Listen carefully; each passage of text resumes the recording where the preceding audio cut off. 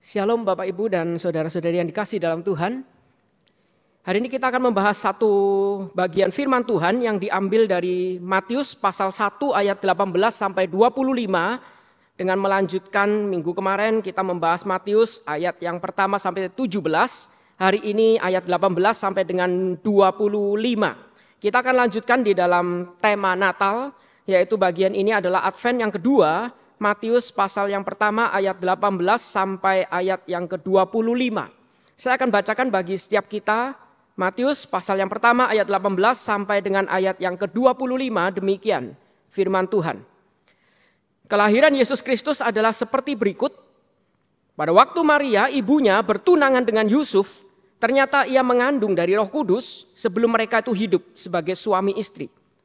Dan karena Yusuf itu suaminya seorang yang tulus hati dan tidak mau mencemarkan nama istrinya di muka umum, ia itu bermaksud menceraikannya dengan diam-diam. Tetapi ketika ia mempertimbangkan maksud itu, malaikat Tuhan itu nampak kepadanya dalam mimpi dan berkata, "Yusuf, anak Daud, janganlah engkau takut mengambil Maria sebagai istrimu. Sebab anak yang di dalam kandungannya adalah dari Roh Kudus. Ia akan melahirkan anak laki-laki dan engkau akan menamakan dia Yesus karena dialah yang akan menyelamatkan umatnya dari dosa mereka." Hal itu terjadi supaya genaplah yang difirmankan Tuhan oleh Nabi. Bagian ini mengutip dari Yesaya pasal 7. Sesungguhnya anak darah itu akan mengandung dan melahirkan seorang anak laki-laki. Dan mereka akan menamakan dia Immanuel, yang berarti Allah menyertai kita. Sesudah bangun dari tidurnya, Yusuf berbuat seperti yang diperintahkan malaikat Tuhan itu kepadanya. Ia mengambil Maria sebagai istrinya, tetapi tidak bersetubuh dengan dia, sampai ia melahirkan anaknya laki-laki, dan Yusuf menamakan dia Yesus. Demikian pembacaan firman Tuhan. Saudara-saudara, sekali lagi bagian ini kita melihat adalah melanjutkan bagian sebelumnya yang dibahas minggu kemarin. Dan ketika kita melihat bagian sebelumnya, Matius itu menekankan Yesus itu sungguh-sungguh lahir sebagai manusia, dia sungguh-sungguh anak manusia. Karena itu dituliskan Yesus itu adalah keturunan Daud, keturunan Abraham. Yesus itu ditekankan bahwa dia sungguh-sungguh, silsilahnya pun itu bisa dituliskan, berarti dia sungguh-sungguh lahir sebagai manusia. Dan Matius itu kemudian melanjutkan di dalam bagian ini, yaitu Yesus yang adalah manusia tadi, yang dituliskan, yang dibahas minggu kemarin, sekarang dituliskan dia juga adalah anak Allah. Yesus yang adalah anak manusia, silsilahnya bisa ditelusuri, dia itu juga adalah anak Allah. Kelahirannya itu beda dengan manusia yang lain. Dia itu adalah sungguh-sungguh anak manusia, tapi juga adalah anak Allah. Tapi kalau kita melihat bagaimana Matius itu menuliskannya, penulisan Matius itu tidak mudah untuk kita itu pahami. Bahkan kalau kita melihat cerita Natal itu memang tidak mudah untuk kita tuh ceritakan. Biasa beberapa orang itu memilih untuk menghindari menceritakan detail kelahiran Yesus. Lebih baik langsung saja cerita. Yang penting Tuhan itu jadi manusia. Lalu bagaimana dia itu mengajar setiap kita melakukan mujizat. Lalu dia mati di kayu salib. Karena memang memahami mujizat yang tidak mudah masih lebih mudah daripada memahami seorang bayi bisa lahir dari orang yang tidak bersuami. Yang belum berhubungan badan tapi bisa melahirkan seorang anak laki-laki padahal tidak punya suami. Yang katanya dari Roh Kudus. Ini bukan cerita yang mudah, tapi justru dari 4 Injil ada 2 penulis yang memilih menuliskannya. Yaitu Matius dan juga Lukas. Dan kalau kita lihat tadi dibacakan sebelum khotbah, bacaan bertanggapan itu dari sisi Lukas yang mencatat lebih fokus dari pandangan Maria. Sedangkan Matius itu mencatat lebih fokus dari pandangan Yusuf. Kedua-duanya ini menuliskan cerita yang bagi kita itu sebenarnya cari perkara. Kalau keempat Injil tidak pernah menuliskan itu semua, mungkin kita itu lebih aman menginjili orang. Kalau sekarang nginjilin orang itu kan kita langsung dibilang, Tuhanmu tidak masuk akal. Lahirnya kok bisa dengan cara seperti itu. Dan kita mulai menghindari cerita-cerita seperti itu. Dan kalau kita melihat misal di dalam Yohanes itu juga dituliskan seolah-olah beberapa penafsir itu mengatakan ketika Yesus berargumentasi Orang banyak itu menjawab pada Yesus, kami itu tidak dilahirkan dari zina. Kemungkinan besar, kenapa mereka berkata seperti itu? Karena memang sulit mereka itu mencerna, bisa ada seorang anak lahir, padahal belum menikah orang tuanya, belum bersuami, belum melakukan hubungan suami istri, tapi bagaimana mungkin bisa melahirkan anak? Kecuali dengan zina. Karena itu Bapak Ibu kemudian banyak orang itu mulai mengantisipasi kisah kelahiran Yesus. Mereka tuh mulai ingin menghindari, jangan sampai efeknya nanti ke depan kekristenan itu dilecehkan, diserang, seperti yang dituliskan di dalam Injil Yohanes. Menuduh bahwa Maria itu kemungkinan besar berzina bukan karena Roh Kudus. Makanya kalau kita melihat di dalam sejarah, mulai muncul orang itu membangun cerita-cerita yang lain. Cerita yang lain Natal itu bukan cerita Sinterklas. Cerita yang lain Natal itu adalah mereka itu menuliskan bahwa Maria itu ketika sudah melahirkan Yesus, dia itu sampai nanti diangkat ke surga, dia tetap perawan. Mereka itu menuliskan satu kisah untuk mengantisipasi bahwa Maria itu tetap perawan sampai dia diangkat ke surga. Padahal kalau kita lihat di dalam Alkitab, tidak pernah dituliskan seperti itu. Bahkan kalau kita melihat indikasinya, Maria itu justru melahirkan anak-anak yang lain setelah Yesus itu dilahirkan.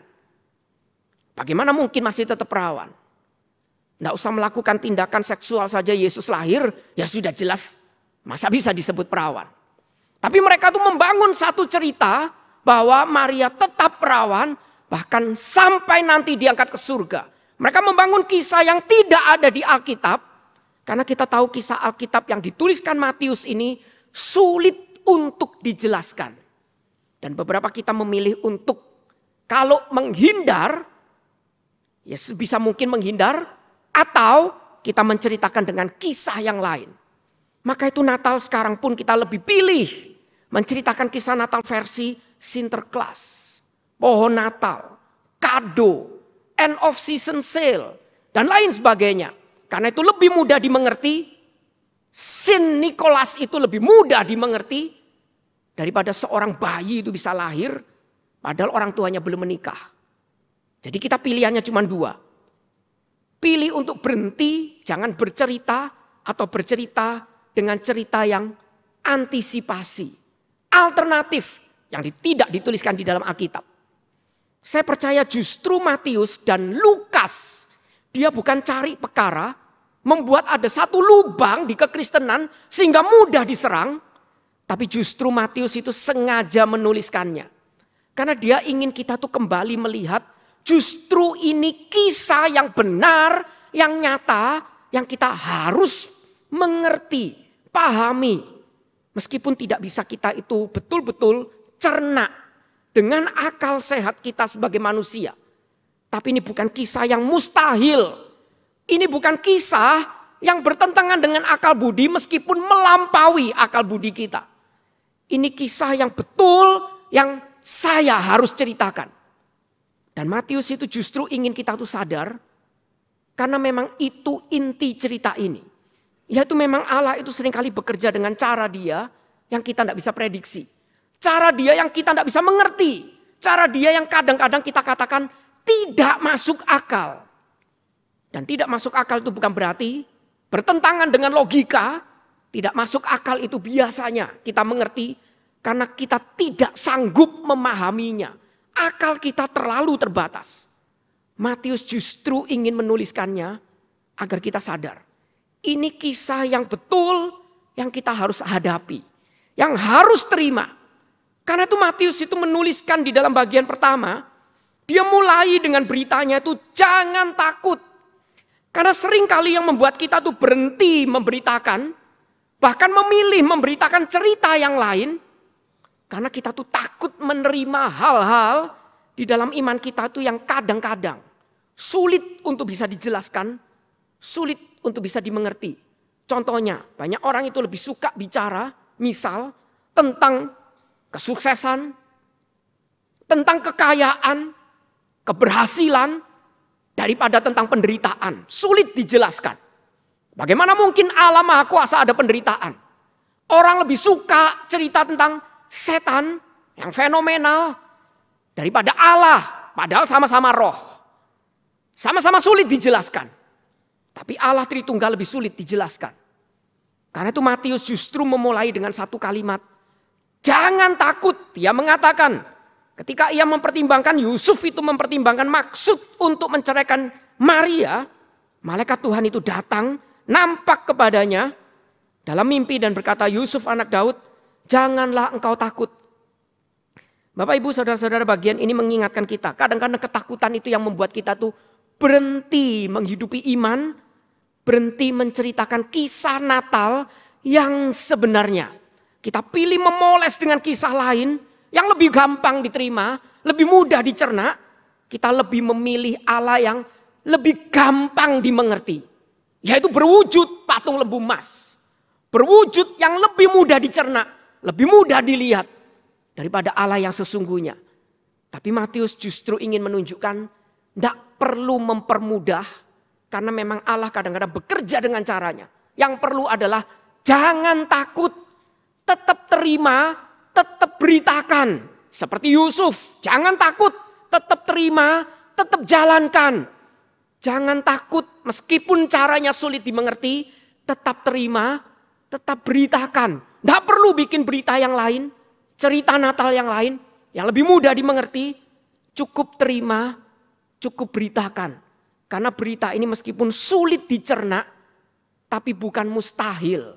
Karena itu di dalam Lukas dikatakan tidak ada yang mustahil bagi Allah. Dan Bapak Ibu kalau kita melihat di zaman itu memang beda sama kita zaman sekarang. Orang modern itu lebih rumit. Zaman dulu penulis Alkitab siapa diterima, zaman modern semua diragukan. Zaman modern yang tidak bisa diteliti di lab semua diragukan. Tapi zaman itu kita tahu banyak sekali cerita mitologi Yunani. Mereka saat itu Alkitab pun diterjemahkan dalam bahasa Yunani. Mereka tuh sedang Helenisasi. Dijajah oleh bangsa Yunani. Yunani itu menjadi bahasa internasional. Konsep Yunani itu akrab dengan mereka. Dan konsep mitologi Yunani banyak sekali. Dewa itu bisa tiba-tiba intervensi datang ke dunia. Menikah dengan manusia. Melahirkan anak yang separuh dewa. Separuh manusia. Dan kita tuh bisa menerima itu dengan mudah. Hercules, mana ada Hercules?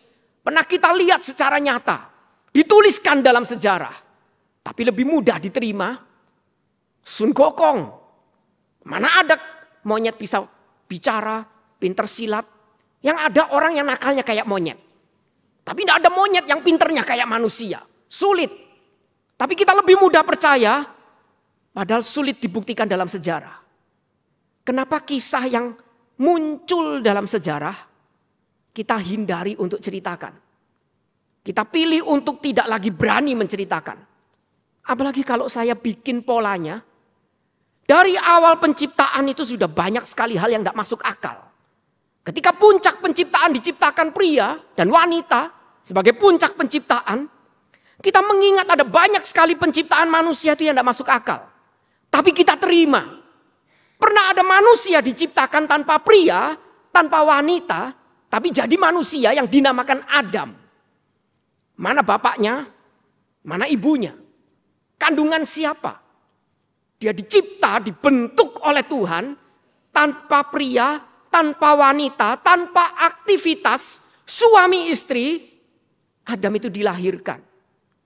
Lalu kita juga menerima konsep Nyonya Adam, diciptakan itu juga dengan pria, tapi tanpa wanita. Kalau kita melihat Hawa itu diambil dari tulang rusuk Adam dengan pria, tapi siapa wanitanya? Kandungan siapa? Tiba-tiba dibentuk, bangun-bangun langsung Adam itu bilang, inilah tulang dari tulangku, daging dari dagingku. Muncul Hawa, kita terima. Orang yang menghina kelahiran Yesus biasanya menerima dua konsep ini. Agama mereka juga kadang-kadang menerima dua konsep ini. Dan setelah itu ditutup dengan semua kita, manusia berikutnya yang harus dilahirkan dengan pria dan wanita. Bukankah kita melihat ada kurang satu pola? yang justru digenapi cuman di dalam agama Kristen. Yaitu ada orang yang dilahirkan tanpa pria, hanya dengan wanita. Siapa dia? Adam kedua, yaitu Yesus. Adam pertama yang membuka, Adam kedua itu yang menutup. Adam pertama gagal, Adam kedua itu yang nanti menyelesaikannya. Kenapa kita bisa terima 3 yang di atas? Yang 1 di bawah yang kurang itu kita tidak mau terima. Bapak Ibu, saya pernah nginjilin anak-anak di sekolah. Lalu dia bilang, Tuhanmu itu tidak masuk akal. Meskipun kalau saya kritik agama dia juga banyak yang tidak masuk akalnya. Dewa-dewi yang dia percaya itu juga banyak yang tidak masuk akal. Tapi dia bilang Tuhan kami itu yang tidak masuk akal. Tuhanmu itu tidak masuk akal. Mana bisa? Tidak ada aktivitas seksual. Dikandung dari Roh Kudus. Itu gimana? Bagaimana mungkin? Kenapa kamu percaya? Saya disuruh percaya lagi. Untuk orang-orang yang terus menghina kekristenan, ngomong kekristenan tidak masuk akal, mau dijelasin sampai saya berbusa muntah-muntah juga tetap ngomong tidak masuk akal. Saya cuma jawab sama murid saya itu cuma hal yang sederhana. Saya percaya karena simple, saya butuh melengkapi pasal yang kurang tadi. Kalau kamu tidak percaya kekristenan, hidupmu tuh kurang, ya sudah sampai sini saja. Kurang. Ada 1 pola yang kurang, tidak ada yang melengkapi. Cuma Kristus yang melengkapi. Karena itu tidak masuk akal saya terima. Biar utuh, lengkap, tenang gitu kan. Kamu sampai mati, hidupmu tidak lengkap. Kita lengkap. Lengkap utuh karena cuma 1 yang kurang. Yang kamu terus tolak. Yang saya meskipun sulit jelaskan, tapi saya terima. Karena yang di atas kita terima, cuma 1 pola yang kurang kenapa kita tidak mau terima. Yaitu tanpa ayah, dengan kandungan seorang wanita, dinaungi Roh Kudus dan dia bisa melahirkan Adam kedua yang akan menyelesaikan ini semua. Bapak Ibu, bukankah ini mengingatkan kita ini cara Tuhan? Tidak pernah masuk akal. Tapi cara Tuhan memang tidak harus masuk akal. Karena akal kita tidak sanggup mengerti cara Tuhan. Akal kita tidak bisa mencerna apa yang menjadi isi hati Tuhan. Bapak Ibu, saya pernah berkali-kali itu kadang-kadang kejadian yang kadang-kadang itu cuma tidak masuk akal. Kebetulan, seolah-olah kebetulan, tapi Tuhan bisa pakai. Dan biasanya kita tuh mengatakan, wah cara Tuhan tuh ternyata tidak masuk akal. Saya pernah suatu saat itu cuma iseng lihat-lihat handphone. Sudah lama tidak buka Facebook, ya sudah buka Facebook. Kok bisa pas halaman pertama itu berita duka. Dari 1 jemaat yang lama sudah tidak pernah ketemu. Tiba-tiba dia menuliskan berita duka. Dan pas waktu itu saya lagi makan di dekat rumah duka itu. Saya langsung bilang, boleh enggak kalian masih ngobrol lama, saya ke rumah duka itu. Saya pergi ke rumah duka itu, enggak sengaja lihat handphone. Lalu saya merasa ini Tuhan mau apa? Sudah lama enggak buka, tiba-tiba berita duka. Ya sudah, mungkin Tuhan kepingin saya datang ke rumah duka. Makannya deket lagi sama rumah dukanya. Lalu kita pergi ke sana. Ternyata di sana ketemu saya. Keluarga yang berduka itu, salah satu keluarganya itu ketemu saya langsung nangis. Saya pikir nangis mungkin karena jijik lihat muka saya gitu. Ternyata dia nangis tuh karena dia mengatakan, kok bisa pas datang? Kami baru bicarain kamu. Panjang umur, kok bisa pas datang? Kami baru debat. Karena kita tuh lagi debat membicarakan satu masalah dan mereka semua itu menghakimi kami. Dihakimi karena kamu kurang percaya, karena kamu gini, karena kamu gitu. Lalu dia mengatakan, kita cari Freddy. Kita coba nanya pendapat dia. Kita enggak kuat, kita dituding terus. Kita harus cari Freddy, kita harus cari Freddy. Begitu ngomong kayak gitu sama suaminya, noleh tiba-tiba saya muncul kayak setan. Saya sudah ada di situ, tiba-tiba kenapa kamu datang? Siapa yang nyuruh datang? Langsung dia nangis. Dikira nangis menceritakan kejadian kedukaan itu. Padahal nangis itu adalah sesi konseling. Sampai pulang saya tetap tidak tahu kenapa orang ini meninggal. Karena ditanyain justru jadi curhat malah jadi sesi konseling. Tapi pulang itu semua dari kita berkata satu hal. Cara Tuhan tidak pernah kita bisa duga. Kadang-kadang cara yang sederhana Tuhan bisa pakai. Cara yang tidak masuk akal Tuhan bisa pakai. Lewat penderitaan Tuhan bisa mendidik kita. Lewat mimpi Tuhan bisa menegur kita. Bahkan lewat cara apapun Tuhan bisa pakai. Jadi tidak perlu memperingan, memperjinak cara kerja Tuhan. Yang kita perlu adalah jangan takut untuk mengikuti caranya. Jangan takut meskipun tidak masuk akal untuk mengikuti cara kerja Tuhan. Menghidupi itu, memberitakan itu. Karena itu berita ini dibuka. Meskipun Lukas menceritakan dengan sudut pandangnya berbeda dengan Matius. Tapi dua-dua itu membuka dengan satu kalimat, jangan takut. Kepada Maria juga sama, malaikat mengatakan jangan takut. Kepada Yusuf, malaikat juga mengatakan jangan takut. Kepada setiap kita, Tuhan juga ingin mengatakan jangan takut. Jangan ketakutan itu kemudian membuat kita tuh mencari alternatif cerita yang lain. Atau memilih untuk jangan cerita. Udahlah jangan cerita. Karena kamu bukan hamba Tuhan. Jangan cerita, kamu tidak sepinter dia. Jangan cerita, kamu tidak fasih lidah. Sehingga kita tidak pernah bisa menceritakan iman kita. Jangan takut. Cerita kita sesederhana apapun Tuhan bisa pakai. Karena itu Matius itu kemudian melanjutkan, jangan takut. Cerita ini memang sulit dimengerti, tapi bukan mustahil. Dan kisah ini memang sedang menceritakan hal yang tidak masuk akal itu memang cara kerja Tuhan. Yang Tuhan itu ingin nyatakan. Dan yang Tuhan ingin menyatakan itu dinyatakan dengan dua nama yang ditulis oleh Matius. Yang pertama Matius itu menuliskan nama, yaitu nama Yesus. Dikatakan ia itu akan melahirkan anak laki-laki. Dan engkau itu akan menamakan dia Yesus. Karena dialah yang akan menyelamatkan umatnya dari dosa mereka. Nama pertama yang diberitakan adalah nama Yesus. Tindakan memberi nama itu adalah tindakan yang dilakukan oleh orang yang punya otoritas kepada orang yang biasanya di bawah otoritas dia. Karena itu seorang ayah memberi nama anaknya karena anaknya belum punya otoritas dan kebebasan untuk memilih nama. Papanya yang menentukan, papanya memberikan. Tapi bagian ini menuliskan yang memberikan nama itu bukan manusia yang lain. Tapi malaikat Tuhan yang memberikan perintah. Dari Allah sendiri yang memberikan pekerjaan itu. Dan Allah sendiri yang menunjukkan siapa bayi itu. Dan nama bayi itu dikatakan sebagai Yesus. Yesus itu nama yang populer saat itu. Tapi kadang-kadang bentuknya lain. Kadang-kadang bentuknya Yesus, kadang-kadang bentuknya Yosua. Itu bentuk yang sama yang diambil dari kata itu Yehova Yasa. Yaitu Yahweh Yasa. Yahweh yang menyelamatkan. Yosua. Juru selamat. Karena itu dikatakan dialah yang akan menyelamatkan umatnya. Bapak Ibu bagian ini mengingatkan kita satu nama. Yaitu Yosua yang saat itu juga menyelamatkan, melanjutkan pekerjaan yang belum diselesaikan oleh Musa. Musa dipakai sebagai juru selamat membawa umat Tuhan itu keluar dari perbudakan Mesir untuk kembali hidup bagi Tuhan. Beribadah dan menikmati kelimpahan bersama Tuhan. Menduduki tanah yang dijanjikan Tuhan. Tapi Musa itu kemudian perjuangannya dilanjutkan oleh Yosua.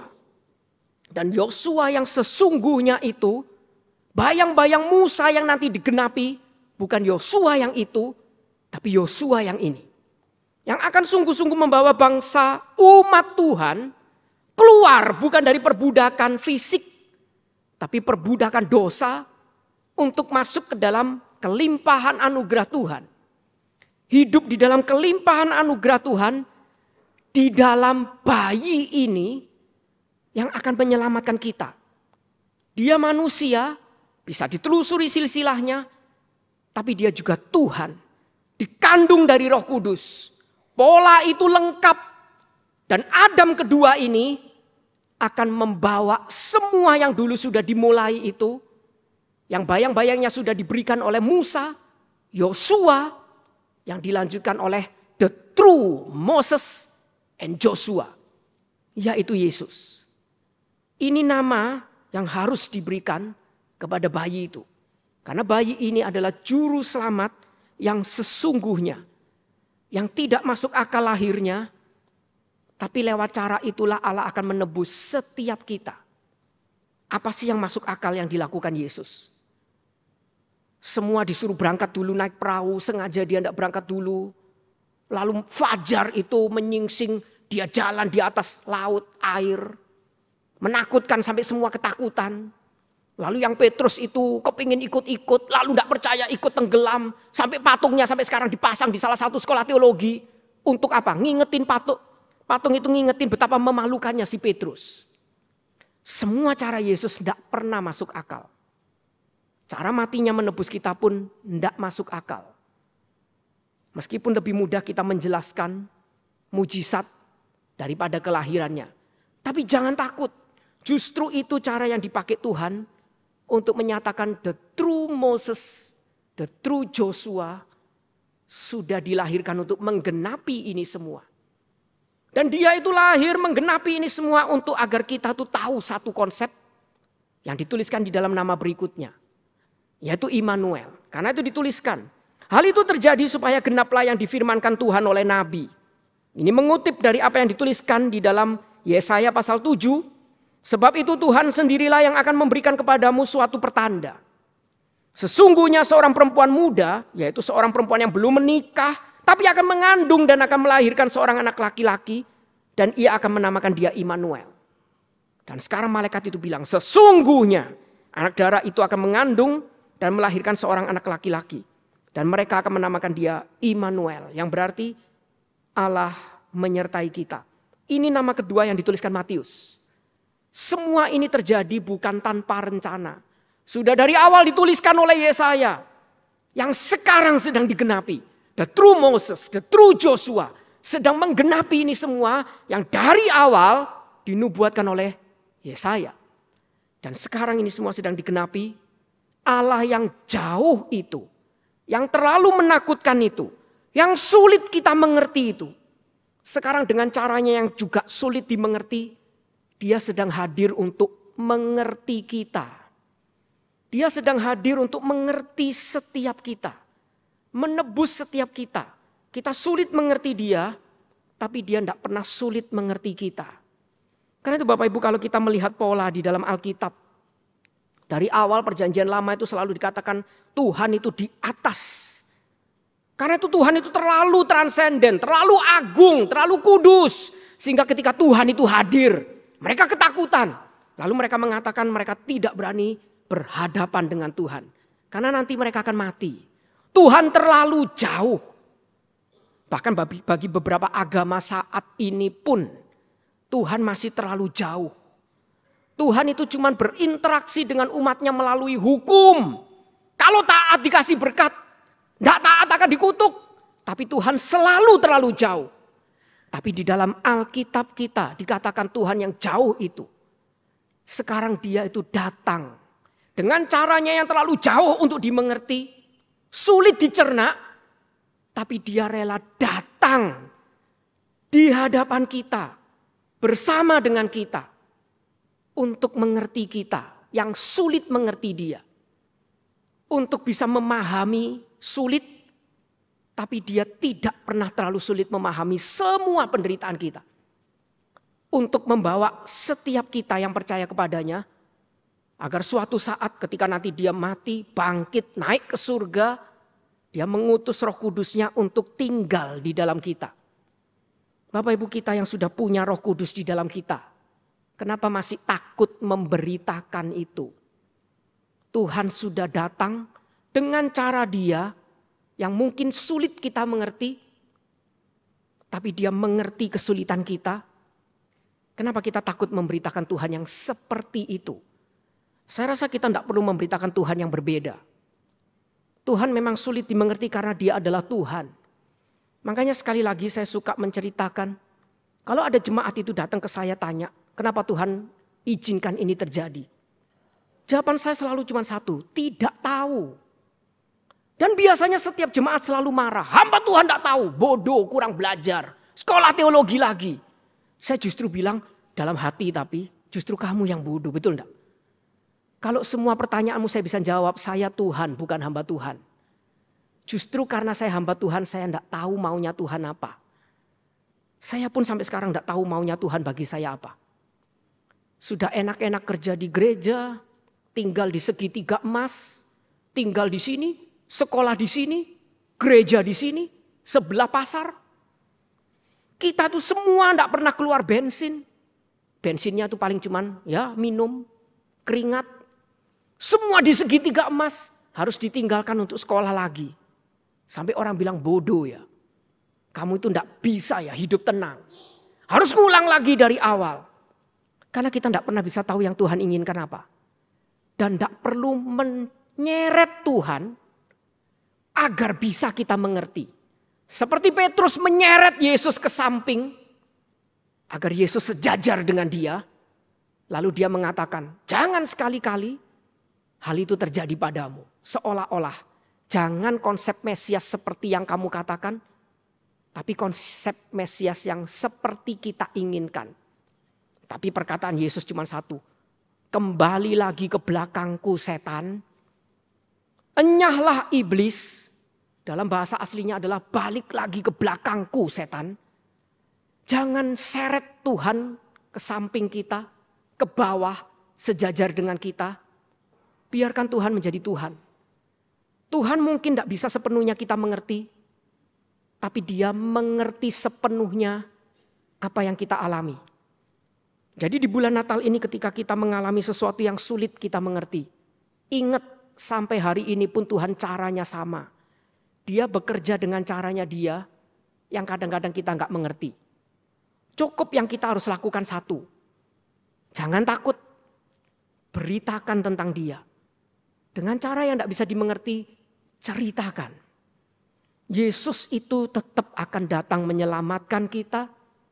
Pertolongannya akan tiba. Karena dia Allah yang hadir. Memahami penderitaan kita. Dia mengerti meskipun kita itu tidak merasakan kehadirannya. Dia hadir meskipun kita kurang merasakan kehadirannya. Dia menyertai meskipun kadang kita kurang percaya penyertaannya. Di dalam berita Natal ini kita diingatkan, jangan takut. Yesus menyelamatkan dan dia memahami kita. Beritakan itu. Jangan takut, jangan cari berita yang lain. Beritakan itu, hidupi itu. Karena itu berita Natal yang sesungguhnya. Mari kita tundukkan kepala, kita berdoa.